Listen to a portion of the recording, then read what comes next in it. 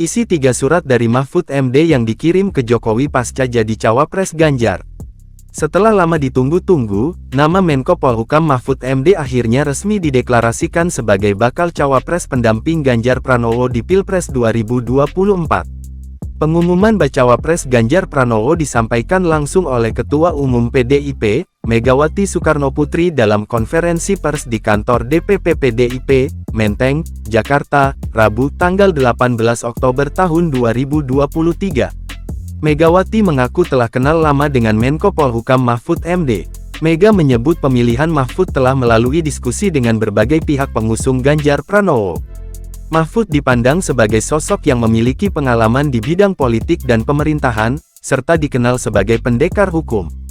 Melansir Kompas.com, Mahfud MD telah mengirimkan 3 surat untuk Presiden Joko Widodo, Jokowi. Surat yang diserahkan lewat Menteri Sekretaris Negara, Mensesnek Pratikno itu menyusul dengan status Mahfud yang sudah ditetapkan sebagai calon wakil presiden, cawapres, yang mendampingi calon presiden, capres dari PDIP, Ganjar Pranowo.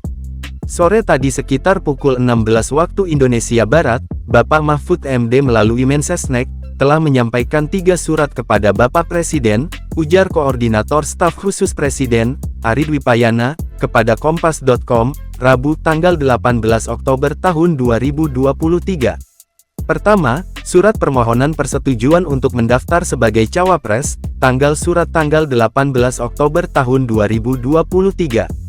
Kedua, surat permohonan persetujuan cuti 1 hari pada tanggal 19 Oktober tahun 2023 untuk mendaftar sebagai cawapres, tanggal surat tanggal 18 Oktober tahun 2023, ungkapnya. Surat ketiga adalah permohonan menghadap Presiden Jokowi untuk melaporkan menjadi cawapres. Tanggal surat pun tertulis pada tanggal 18 Oktober tahun 2023. Ari mengatakan, Mensesnek Pratikno sudah melaporkan surat-surat tersebut kepada Presiden Jokowi. Sebagaimana diketahui, saat ini Presiden sedang melakukan kunjungan kerja ke China yang kemudian dilanjutkan ke Arab Saudi.